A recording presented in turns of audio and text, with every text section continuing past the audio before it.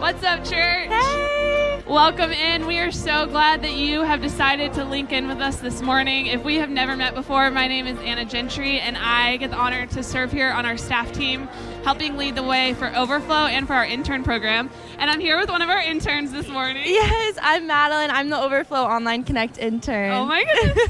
Y'all, we're so glad you're here with us this week. And this week is a really big week for both of us and for all of the 18 to 25-year-olds that call Port City home and call Overflow home because it is kickoff week for Overflow. So that means this Tuesday is our first gathering of the year, and I'm so ready to have our people back. Madeline, what are you most excited for going into this semester? Oh my goodness. Honestly, just to be back. I feel like we've been away for about a month, and I'm just really excited to be back with our Overflow family and just start the week with worship, especially for those who are in college. We start classes this week, so I think it's just going to be a beautiful start to the week to just be together with our family and just jump in with worship. And yeah, I'm so ready to have everyone back. It has been a month-long break, and I have started to see our people coming back. Even this morning when I got in early, our interns were already here, and our interns really help lead the way in our church. If you don't already know, we have an intern program here where we get to walk alongside 40 interns this year and really help them, we say, serve, grow, and lead around our church, and that's what they do. They are really part of the heartbeat of our church, and so it's so fun to get to watch them every year, and we have a whole semester left with them. Madeline, you have a semester left of your internship. What are you most excited about? Oh my goodness. Well, I think last semester we really just created a family, all the interns together. And this semester I'm just excited to make more memories with our family and just grow deeper. We're going to be reading more books, so I'm really excited. And just with our huddles to discuss them. And one more semester, but it's going to be the best and really excited. So Yeah, we are so excited for where we get to go together this semester. If you want to be praying for our interns, we would love that. One way that you could be praying for them is just that they would continue to serve, grow, and lead this semester, and that they would encounter Jesus in such a special way throughout their internship. They are so important to us, and it is an honor to get to walk with them and watch them serve, grow, and lead. I've gotten to watch Madeline this year as she has led our online efforts at Overflow, which is really fun. So she gets to do this every week. But it is so fun to watch our interns thrive. So be praying for them as they start their last semester as interns here at our church. But we're so glad that you decided to link in with us this morning. We are about to jump into our gathering, so I would encourage you to stand up and really engage in worship with us, and we will see you after the gathering. Yay. Love you guys. Bye. Good morning, church. So glad that you guys are here with us today. This morning is an opportunity that we can lean in and meet with God. So let's take these moments to let any distractions aside. Let's just focus our eyes on Him today and let's worship Him.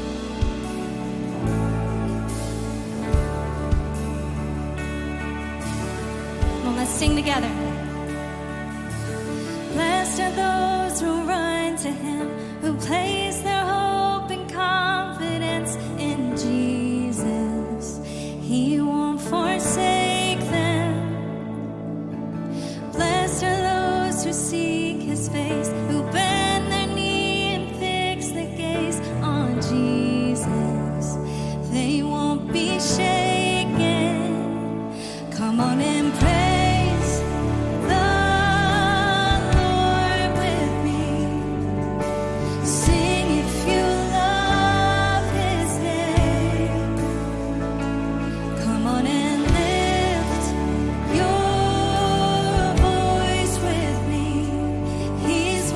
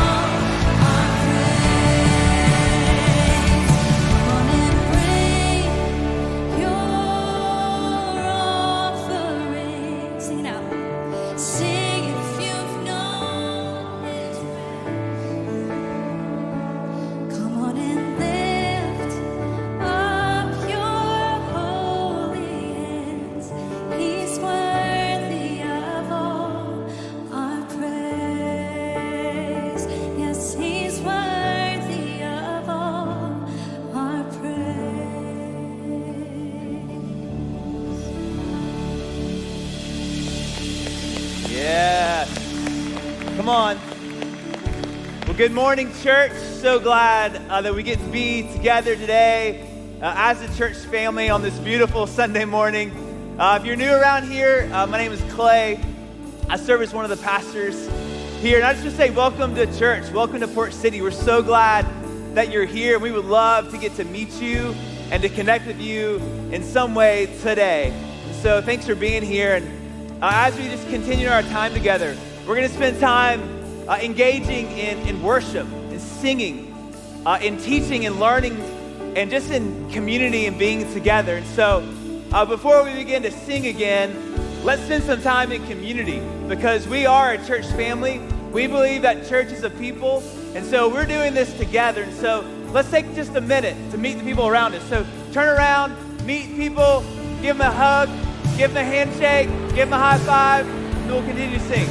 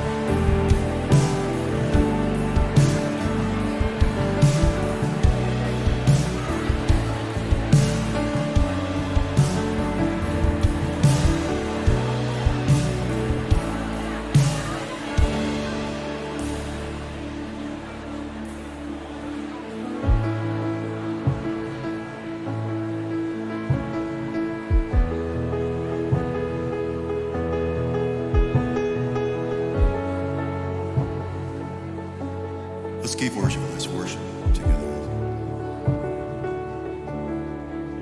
For my waking breath, for my daily bread, I depend on you. I depend on you for the sun for my sleep at night. I depend on you. Yes, I depend on you. You're the way, the truth, and the light. You're the well that never runs dry. I'm the branch and you are the vine. Draw me close and teach me to abide.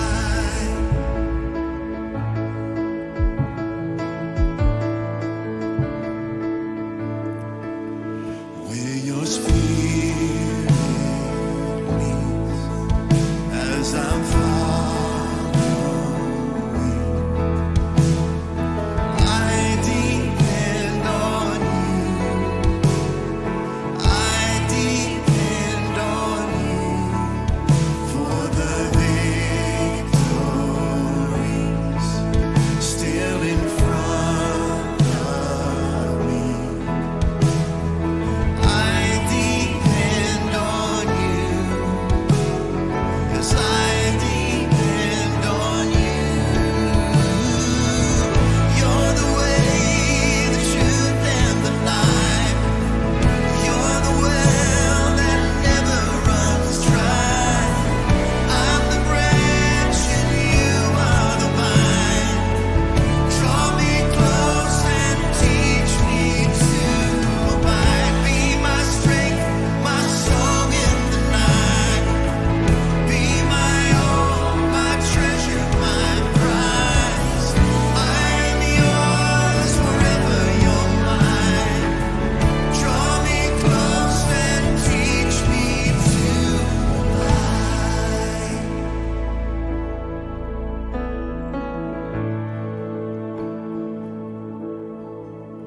When I pass through death, as I enter rest,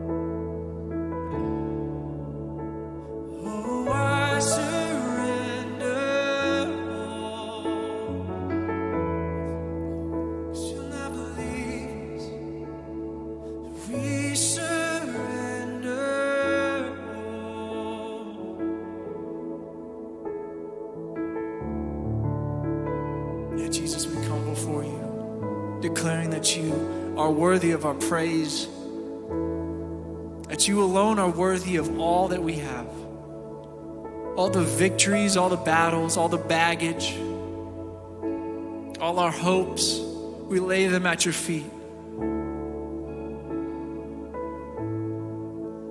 We can do this in confidence because you have surrendered your life to save us, to make us whole, to embrace us and to comfort us,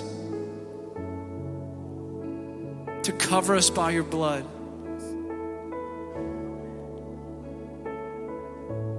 Lord, I'm challenged this morning by, if we want to surrender to your wills and not ours, then we have to know your will.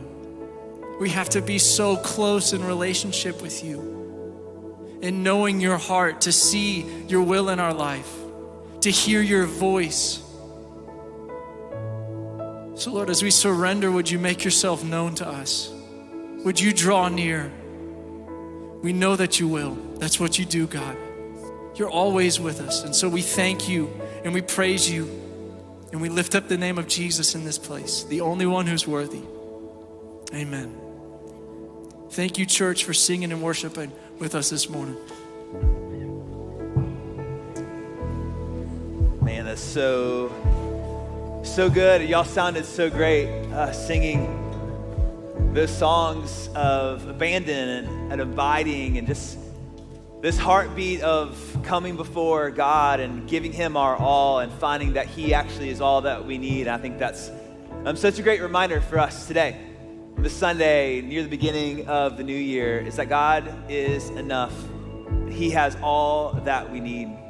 As we do step into this new year, as a church family, there are a lot of things kind of kicking off and a lot of opportunities for us to find our place here at Port City and to kind of find our footing, to maybe find our family.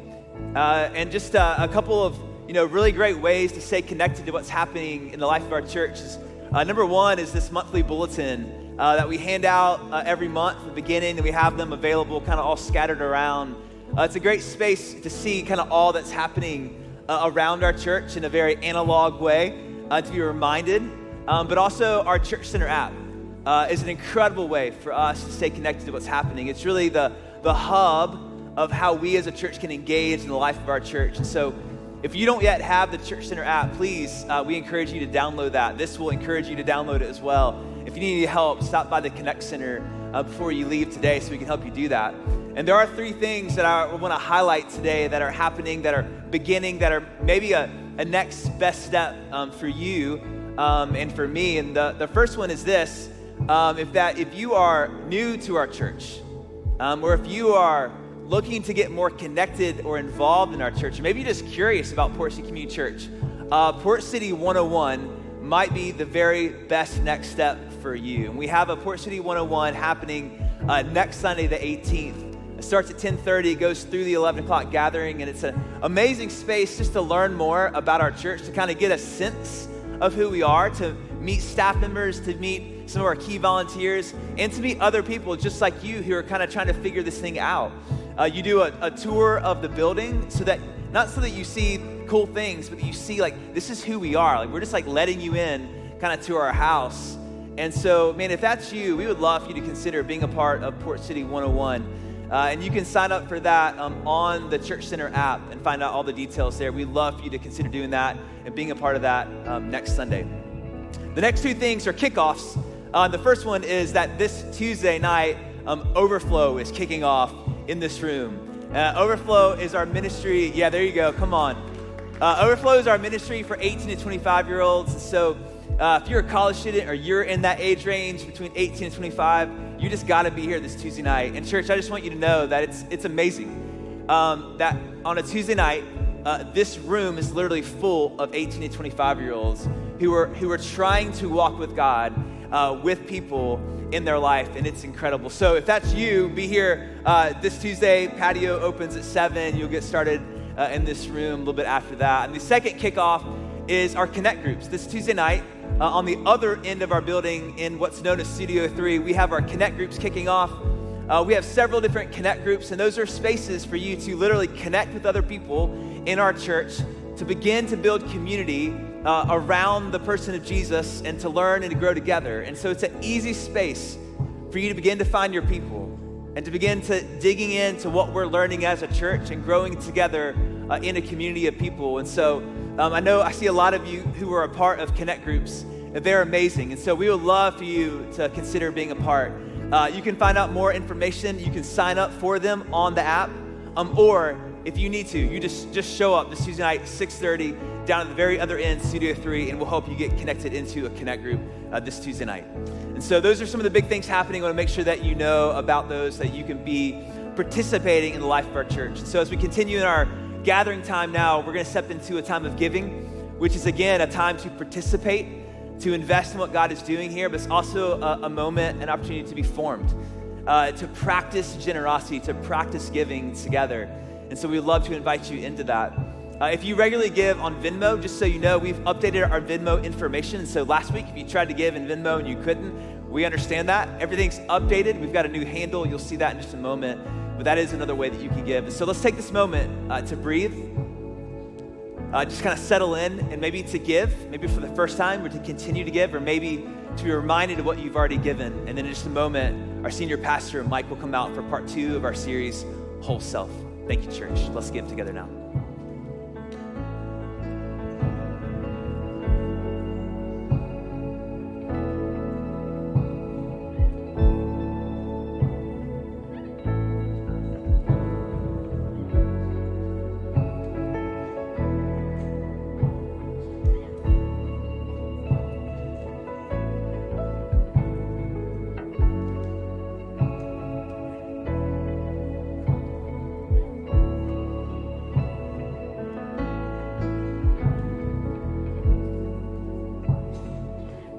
Good morning.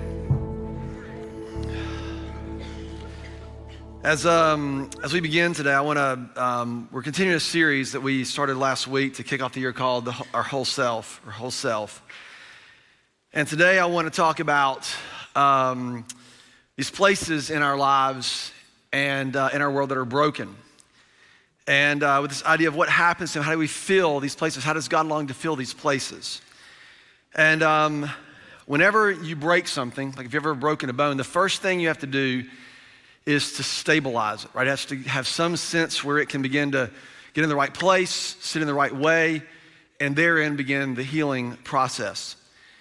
And I'm always hesitant to do this because of the risk of being either misunderstood or you know the drill. But if your social feed is anything like mine, or the news cycle, the last week has just been absolute chaos. And really it's, as I was reflecting on this last night, I was sitting by myself, just thinking and praying. This has been, for me, the better part of a year or more. And you just feel tired of just one thing after another. And, as I thought about this, and here's the thing, I'm not going to weigh in on anything because that's not, if I thought it was helpful, I would, but I don't think it'd be helpful. I think part of the problem that we have in our culture and what's happening, and it's happening in all of us, it's there, is that when people weigh in, we don't really give them credibility unless they're already saying what we already think. And that's the tone, that's the culture, it's the water we swim in. We talk about this a lot, that the water that we swim in, right, we are scarcely even aware of it. And what's happened is now there are these two streams, two currents that have collided, and they've created a whirlpool, a vortex. And now it's just sucking everyone and everything into it.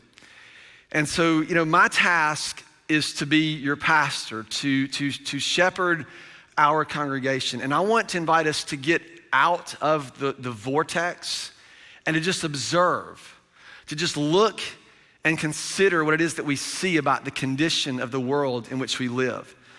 I look and even perhaps we have to consider our role in it. There's just, and again, I've tried for years to sort through the noise, and it becomes more and more difficult, at least from what I see, and I could be the only one.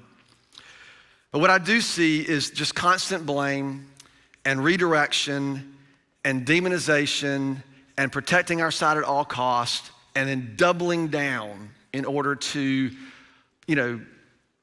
prove or resist or ignore whatever it is, and name calling and all the things. And in some ways, it's really embarrassing, and in other ways, it's just sad.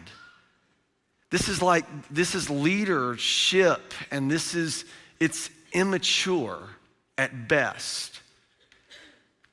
And it has, this way of life has a very high price that we are paying, all of us are paying the price for it.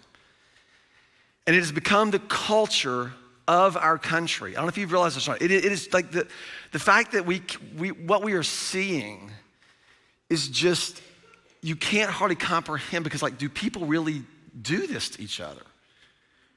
It's the culture that we live in. The conflict and the agitation and the violence, and it happens, on the road, around here. I mean, it's everywhere. And culture, I want to be really clear, isn't just a function of leaderships. This is not a blame game. It's a function of the way we are willing to cooperate with one another. That's what culture is. It requires cooperation. It requires us to be willing to participate in ways that don't make us complicit in it. This is a very hard thing to do. But cooperation, or lack thereof, it depends upon the kind of people that we are, that you are, and that I am. And what this requires, the way in which you learn how to cooperate with other people, if you keep trying to cooperate with other people based on how they are or what they think or their opinions, it is going to be a fool's errand and going to contribute to the chaos that we currently experience. But if you and I learn how to treat others and to live in this world because of who we are, because of who you are and who I am, that could make all the difference. And what we need is this sense of character and maturity, and you're gonna see how this directly connects in just a minute. I've said this for years and years and years and years and years. And again, I've got lots of opinions, and I got strong opinions, and there's nothing I wanna do, get up here and just rail on everything. But it's not helpful. Our job is not to fix the chaos. It's to navigate it faithfully and full of hope. That's our job. How you show up in the world matters. And that's really the point of what we're going to be exploring over the next few weeks together, really the next couple of months. Wendell Berry wrote these words in 1968, and this is just a section out of his poem, The Want of Peace. He says, "We sell the world to buy fire. Our way is lighted by burning men, and that has bent my mind and made me think of darkness and wish for the dumb life of roots." Jesus said, what would it be if you gain the whole world and lose your soul? What does he mean by this? Does he mean that if you were to gain the whole world and go to hell when you die? That's not what he means at all. He said, what if you pursued all these things and lost yourself in the process? And lost who you are to be in the process. Last week, we started this series and we talked about the fact that we have to find, the idea is not to bring balance to our lives, but to learn to live from centeredness. And this requires a well-ordered life. It's to bring, the illusion is if you just are able to see your whole life, that somehow you'll be able to live your whole life. And that's not exactly true. When we compartmentalize and divide things and fragment things, it actually undermines our design to bring our whole self into the world in which we live. And I want to just show you this again. This is about way of review. But last week, if you've been around, I draw these little stick figures, but they're not stick figures. They're little heart men.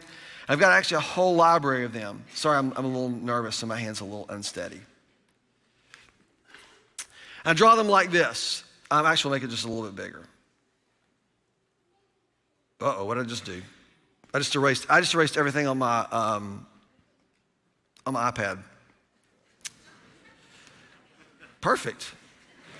So Jacob, Turner, if you guys want to come up here and put everything back in, that would be awesome.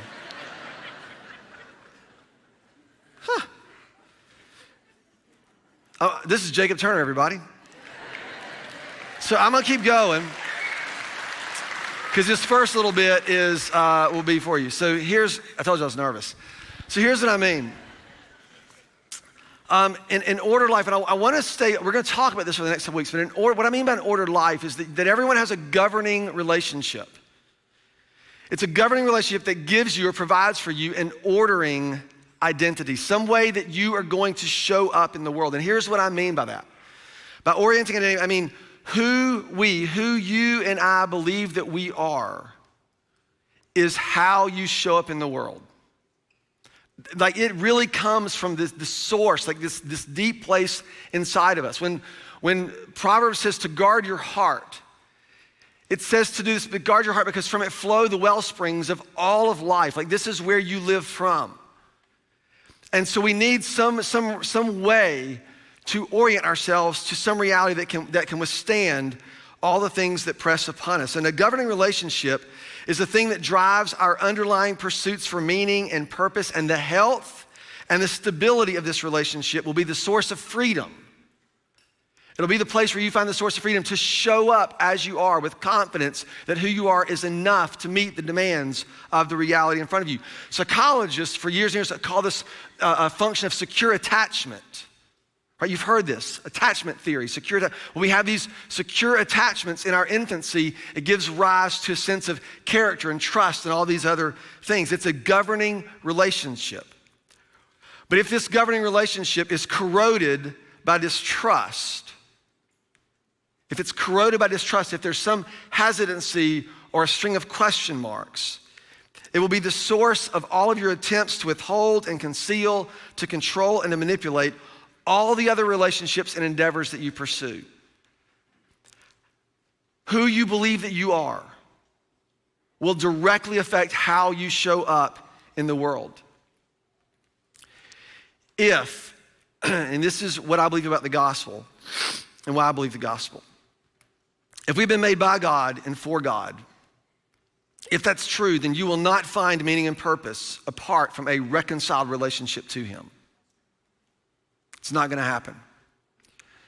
He has designed us as human beings to bear His image and then to live from that relationship. Again, last week, remember, I asked you the question, why would God forgive you? What's the point of Him forgiving you? It's not simply to make you feel better about yourselves, but instead, forgiveness actually reconciles us to the relationship. Thank you very much. I'll try not to do that again. So,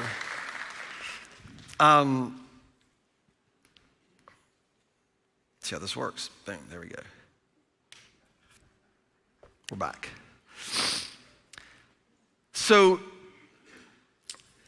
last week I asked you to make two lists, a list of your demands and a list of your desires. I'm going to run through this pretty quickly because I want to get to where I want to go. I'm going to walk you through several passages that give you kind of glimpses into this, and we're going to land in the book of James chapter 1. If you have your Bibles, you can go ahead and turn there.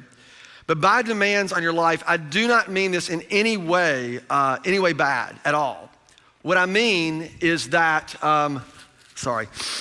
what I mean is that this is just a function of responsibility. If you hold responsibility, there are demands on your time. And I've kind of broken them into two categories. You have relational demands. What is it, your friends and your family? What's required from you in your relationships?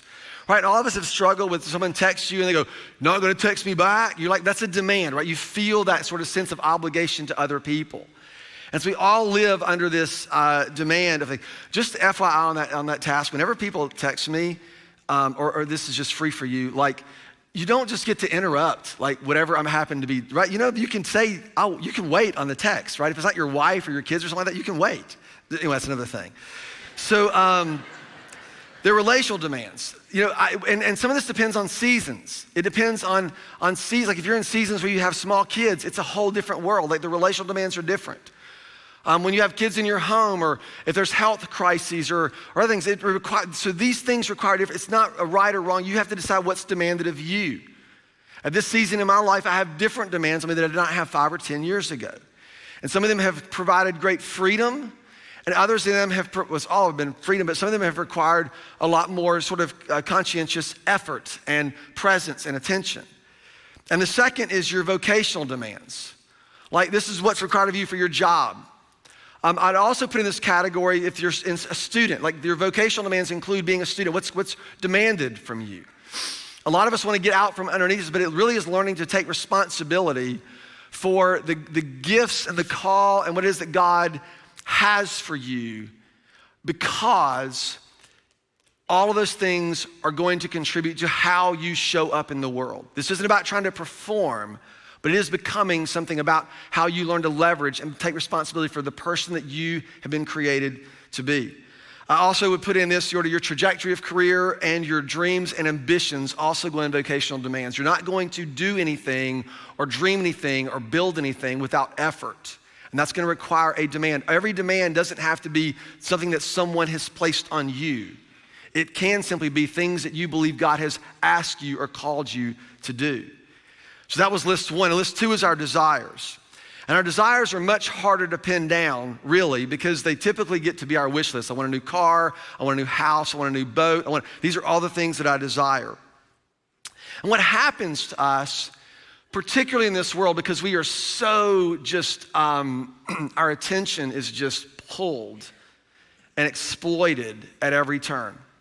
It's pleasure and sex and opulence, and man, you could have this and you could be this, and it's this endless sort of pull of all of our base desires, of all of our like pleasure senses. And so what ends up happening is a lot of us are just, because we don't find deeper satisfaction, we are driven by these other desires. And here's what I want you to keep in mind, and you might want to write this down, that your strongest desires are not necessarily your deepest desires.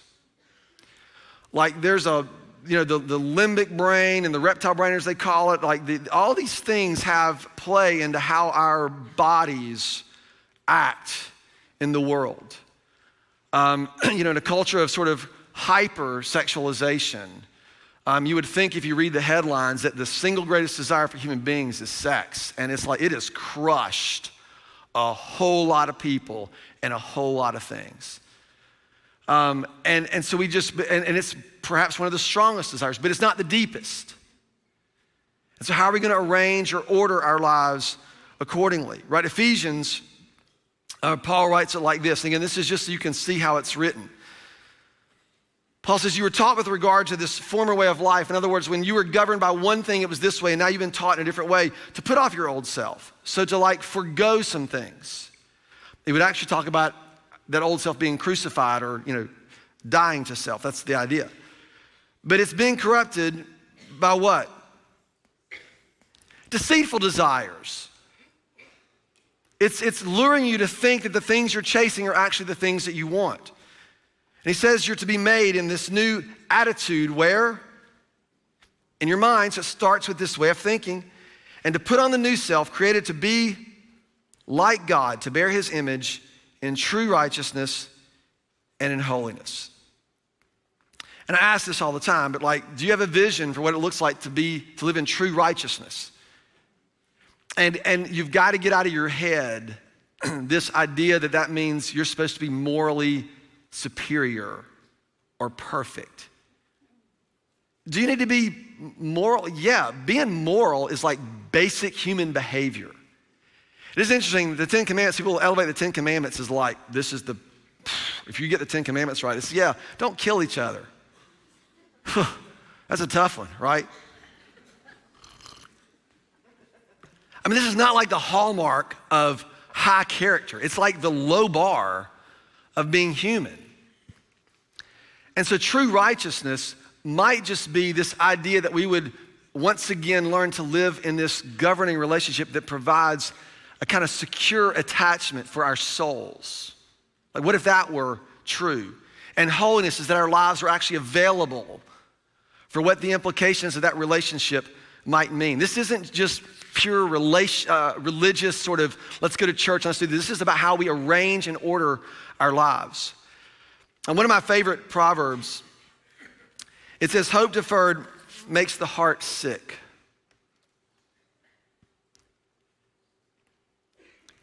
But a desire fulfilled is a what? A tree of life. Now, most of us have felt the sting of hope deferred.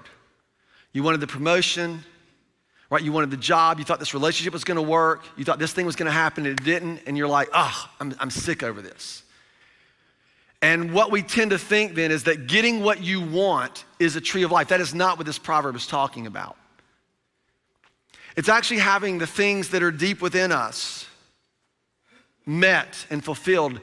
Those things become a tree of life. They become a source of fruitfulness and beauty and nourishment, bringing something out of our lives and into the world. To guard your heart, because out of this place comes the life that we're created to live.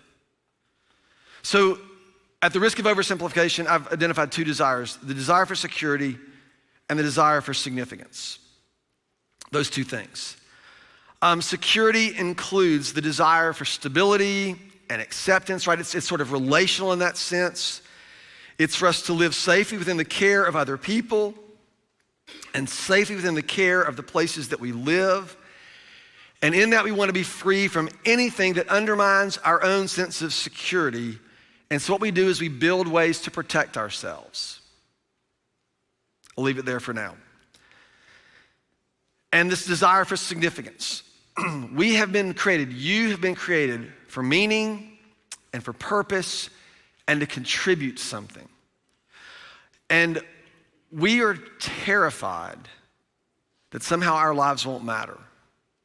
And this puts a pressure on us. And I think this is particularly difficult as we age. The fear of becoming irrelevant or overlooked. And so what kinds of things do we do in order to stave that off? Right? We do all kinds of things. Somehow, right, this idea of finding out what we really want proves to be a little bit more tricky. And so we oftentimes find ways to do what it takes to be accepted or to keep people in our circle, right? And this often plays itself out in a life that is devoted to how people perceive us or approve of us. And the way that you and I pursue those things will determine how you show up in the world. Think about the opposite of security or the opposite of significance. What is it? If you're not secure, you're what? You're insecure, right? Usually I do some kind of weird math that gets me to a different word. But it's insecure. It's insecure. Insecure people do all sorts of things. I go home and like, oh, Julie, that was the worst message I've ever preached in my life. What do I want her to say?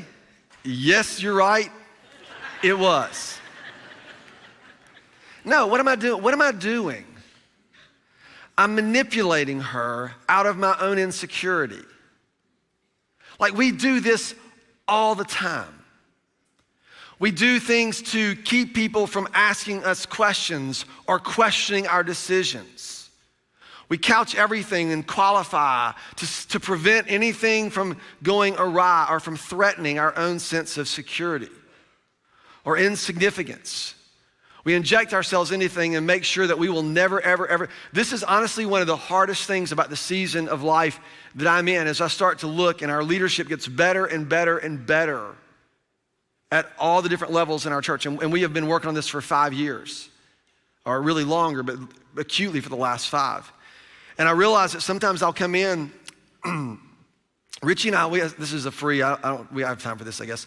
But Richie and I we had a staff Christmas party this year. And we get in there and we open up this thing and we're all supposed to leave the campus with all of our staff and go somewhere. I look at Richie, I was like, did you know what was going on? He said, no, did you? I was like, no, like we're the 2 guys that are in charge and neither of us knew what was about to happen. I'm like, the inmates are running the asylum, right? But what has happened to us? And the temptation is whenever people make, even if they're good decisions, is to double down and go, no, I need to inject myself into that because I don't want to be insignificant or irrelevant. You know what the point of succession and leaving a legacy is to be, I don't want everybody dependent on me 25 years from now. Right? The art of raising kids is not to get them to be dependent on you and need you for the rest of your lives. It's to raise people who can take responsibility for the lives they've been entrusted to live and then celebrate that. And when you're insecure and you need to be needed, it's a very difficult thing. James says this, we'll just jump in. So James begins this passage, and you're probably familiar with this. He says, consider it pure joy, my brothers and sisters, whenever you have faced trials of many kinds, because you know that the testing of your faith produces perseverance. So that somehow when you thought you were gonna get something or something that's gonna work out the way you want it to, and it doesn't, it is in that place that something that our character needs gets built. And this is how James talks about it in verse 4 and 5. And he says this, let perseverance finish its work so that you may be two things, and it's really one, mature and complete, not lacking anything. It's interesting to me that James sets this up, and he says that this ability to stay in when things don't go like you want because you trust or believe something has to do with yours and mine, with our maturity, being able to handle things without losing perspective or losing our faith or losing our hope. And it also has to do with our completeness. You know what the word complete here is? It's literally the word perfect. Any perfectionists in the room? Anybody married to a perfectionist? Have parents who are perfectionists? Here's my definition of perfection that kills us. Perfection, and we did a whole series on this a few years ago. Perfection is the impossible demand we place on ourselves in the relentless effort to achieve what we perceive as approval. Chew on that for a while, right? What we perceive as approval. When someone finally says to us, oh, you matter. Oh, you're significant. And we build all of our lives around this. Right? We have this subtle assumption that your perfection will be a result of your effort. And when that happens, you begin to do all sorts of things to create an illusion of perfection when you can't actually achieve it on your own. We have all kinds of tools and mechanisms to do this. But perfection is not measured by our effort or our performance, but it's measured by your perseverance. How well you allow the process to be formed in you, what God, specifically the formative process. And so we go back to James chapter 4, and he says, let perseverance finish its work so that you may be mature and complete, not lacking anything. If anyone lacks wisdom, you should ask God, who gives generously to all without finding fault. And the promise is you'll get it. Y'all see that?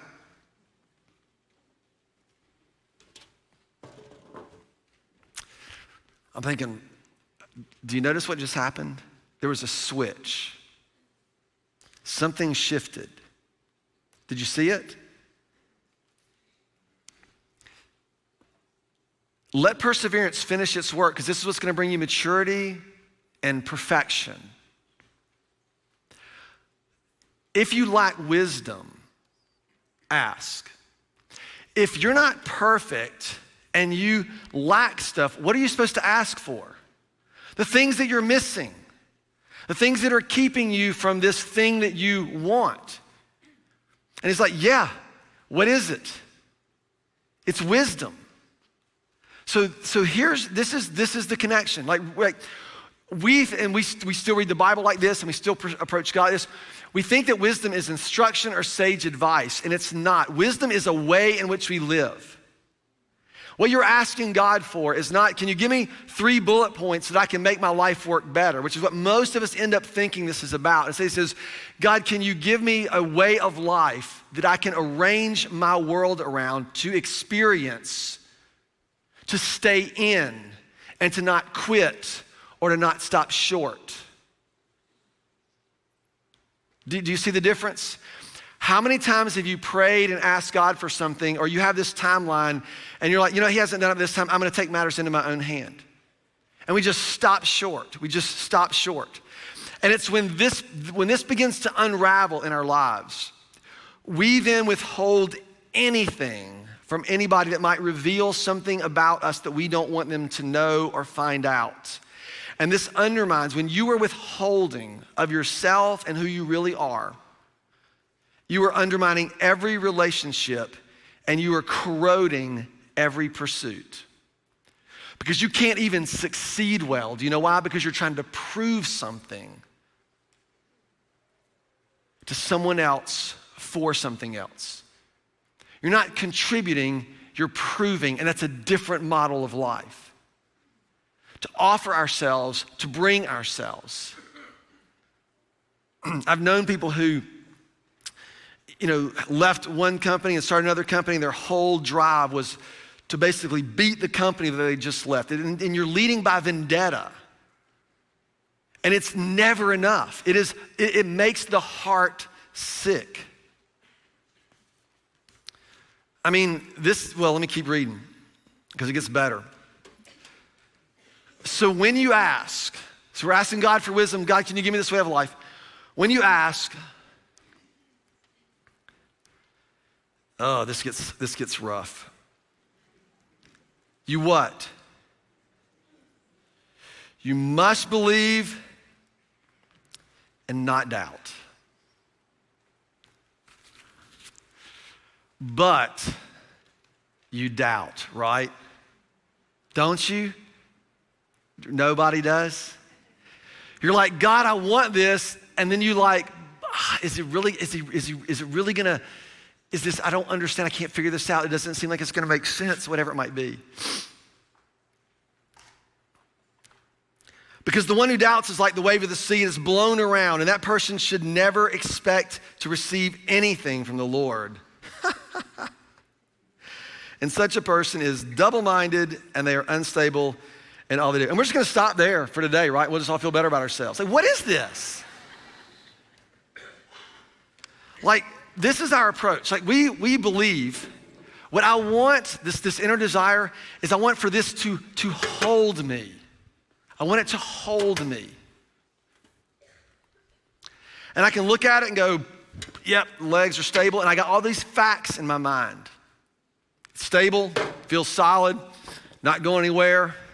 I can preach 4 legs, stable, not going anywhere. And I was like, oh yeah, we can tweet about it. We can, or whatever you do now, X, whatever you call it. You can post pictures and talk about how, and guess what you have never experienced? They can actually hold you. The one who doubts, this is not about certainty, it's about trust. See, we try to build a list of facts that make us more sure that God can actually hold the weight of our lives. And he says, the one who doubts is like a wave that is shifting around, because I can do this. But guess what happens if you knock this over? Still up. Because I got one foot one place and the rest of me somewhere else. So you're not, so this is how most of us live. It's one foot in. We're always hedging our bets. So God, if you don't work out, I'm still good. The only way to experience this is to put the full weight of all that you are onto the thing that you believe. If not, you're double-minded and you're unstable in all of your ways, right? I'm gonna keep going.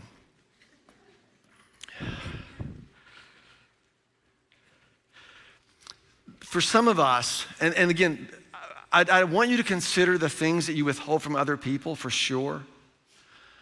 But I want you to start and think about the things that you withhold from other people. Colossians chapter 3, another passage about this new self, old self dynamic. And here's how he starts this one off. Do not lie to each other, since you've taken off your old self and its practices and you've put on the new self, which is being renewed in what? In what? Knowledge, in the image of its creator. So is this knowledge of this image, do you think it's knowing that there are 4 legs on this stool, or do you think it's experiencing that there are 4 legs on the stool? Which knowledge do you think he's talking about? Right, do you see the picture here? And what's the first line? Put that back up. What's the first line? Do not what? So here's what we do. Did I tell John a lie? No, it wasn't exactly a lie. I just didn't give him the full, so I didn't lie. And you check that box. Why would Paul be writing this about the old self and the new self? Because he's like, don't pretend with other people. That's what he's talking about. He's not talking about, were you really, at McDonald's when you said you were at McDonald's? Like, that's not what he's talking about. He's talking about all the things that we withhold. The very act of withholding first to God, and then it just plays out with other people, is exactly the kind of patterns that keep us stuck chasing all the things that just never satisfy. And this is a condition of a heart that is sick. So what is it that we do?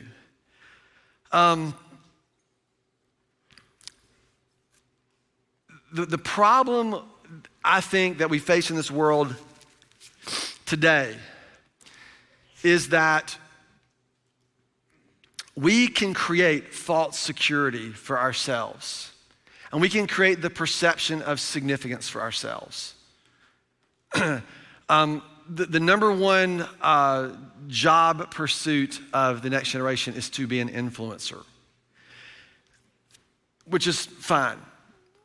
But what I think people really mean is I want to be famous for all these things without really having to be responsible for them. And that's a whole different, like, influence is not people listening to what you say. Influence is about taking responsibility for the implications that what you say has on other people. And that's where we have lost the understanding of influence. And that's a whole other message. But the kind of instability that we can live with is chock full of excuses and people to blame, and I hear it all the time. All the time. Well, this person, and if they would have, and this person, and that, it's always something else, someone else, if this, if that. And like I said, you can live like that for a long time. It is a symptom of the heart being sick.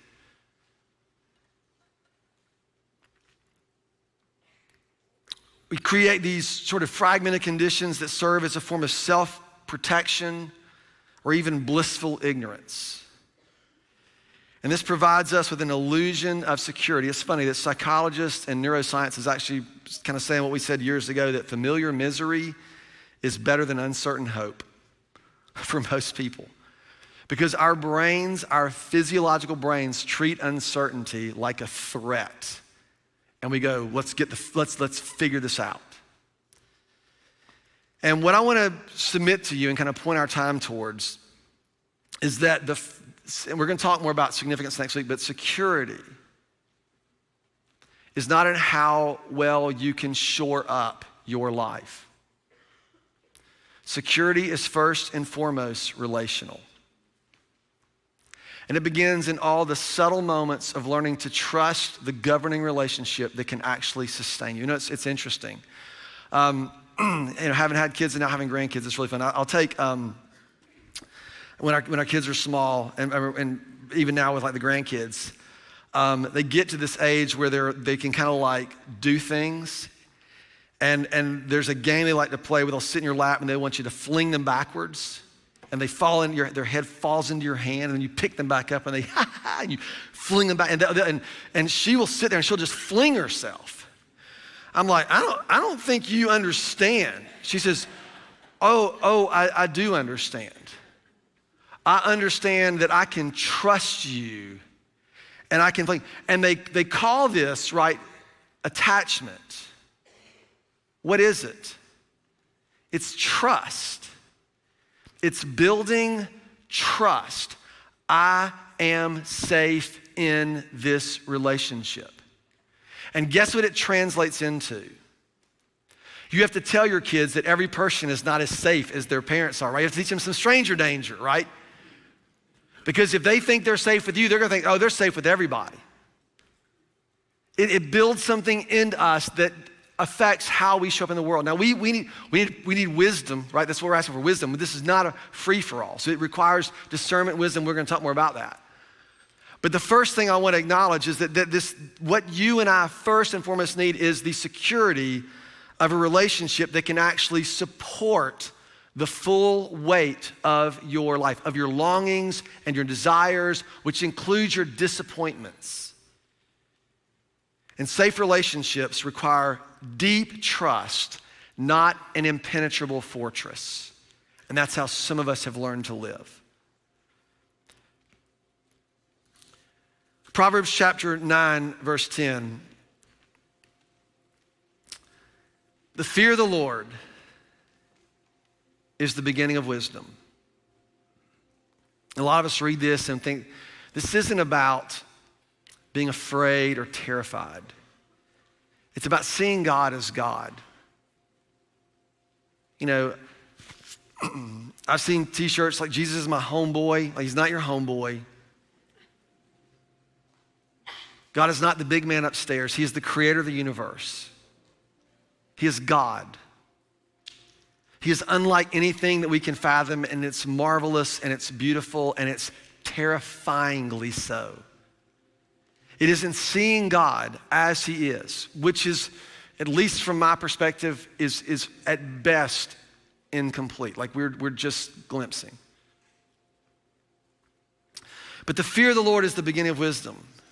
So this thing we're asking for begins, this way of life begins when we see God, we encounter him, and recognize that he is God and he has made us for himself, and our hearts will not be satisfied in any other way. And then what does he say next? Look at this. The what? The knowledge of the Holy One is this view into the way things are. What kind of knowledge do you think he's talking about? Oh, right? Or is it? He can actually hold the weight of your life. But the one who hedges their bets, it's not because he's withholding from you. It's because you're withholding from him. Do you see the difference? This is still the same. It's my unwillingness to trust it with my weight that prevents me from experiencing it. The reason faith matters is not because God's like trying to see how sincere or genuine you are. It's not a litmus test. It's that trust is the only way for us to actually experience relational security. Everything else is unstable and double-minded.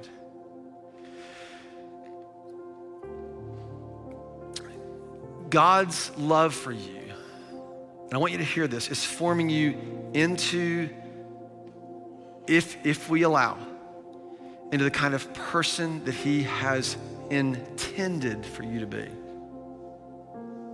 He intends for you to be. To restore wholeness, to fill the fractured places and the broken places in your life, and inviting you to trust him. This is the work of redemption. So here's what I want you to do. I want us to just kind of take a breath, close your eyes for just a moment. I want you to maybe open your hands in front of you, just kind of face up. And I want you to consider what it is that you're withholding, or what's causing you to withhold, and to be able to surrender your efforts to somehow prove yourself to God or others, some relationship that you have been running from or trying to hold on to that just isn't working. To surrender those patterns of escape, all of us have them, or indulgence, right? You've had enough, so you go, oh, that's it, another drink, dip on the computer, whatever it might be, doom scroll on social, just gonna get out of the world for a while. Like, what if you surrender that? And what if he were to form better desires in you, so there wasn't always hope deferred and heart sickness, but rather all of a sudden there's this tree of life that starts to these dumb roots of life that Wendell Berry talked about? What if you could surrender the pressure you feel to provide everything everyone around you expects or needs and develop a secure attachment? And all of a sudden find that God can actually hold the weight of everything that you want. Father, would you give us a moment to declare that we surrender, not that we do it perfectly or that we're promising from this day forward, but it's just a surrender in this moment, trusting you to hold us here and now, that perhaps that would be true in the next and the next and the next. And so we just consecrate this moment for us to see you, to encounter you, the beginning of wisdom and the experience that you are sufficient to hold the weight of our deepest desires. And I pray all these things in the name of your son, Jesus, who is our King. Would you stand together as we share this moment together?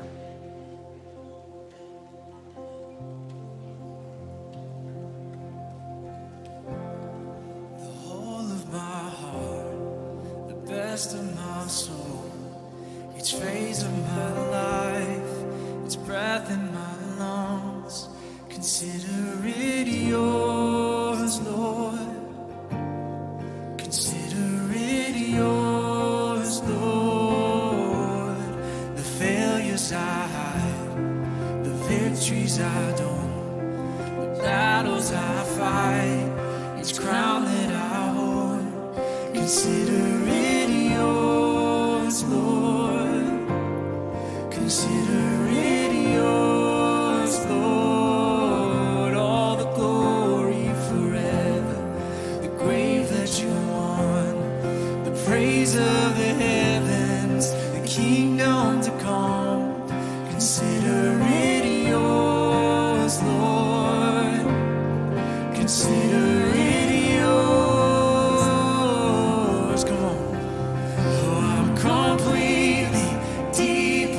Sold out, sincerely abandoned. I'm completely, freely, hands to the ceiling, never.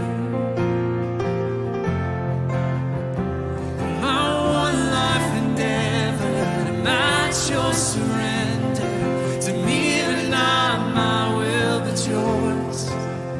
I'm completely, deeply, don't care who sees me abandoned. Oh, I surrender all.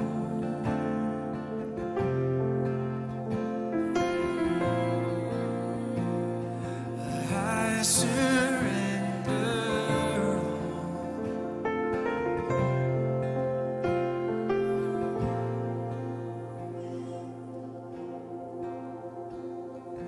all to Jesus. I surrender all to Him. I freely give. I will ever love and trust Him in His presence daily live. I surrender all. I surrender all. Oh, to Thee, my blessed Savior, I